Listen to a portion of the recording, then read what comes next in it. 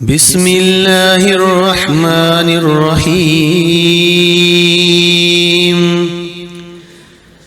والفجر وليال عشر والشفع والوتر والليل إذا يسر هل في ذلك قسم لذي هجر ألم تر كيف فعل ربك بهاد إرم ذات العماد التي لم يخلق مثلها في البلاد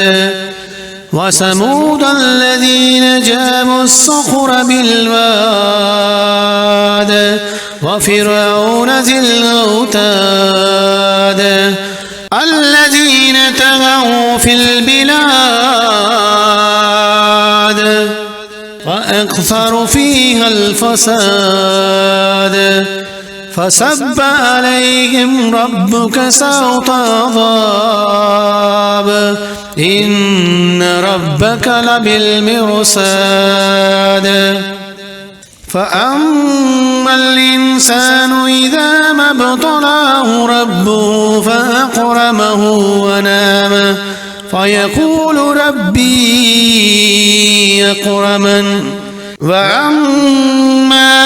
إذا ما ابتلاه فقدر عليه رزقه فيقول ربي أهانن كلا بل لا تكرمون اليتيم ولا تحاضون على طعام المسكين وتأكلون التراث أكلا لما وتحبون المال حبا جما قلنا إذا دكت الأرض دكا دكا وجاء ربك والملك صفا صفا وجيء يومئذ بجهنم يومئذ يتذكر الإنسان وأنى له الذكرى يقول يا ليتني قدمت لحياتي فيومئذ لا يعذب عذابه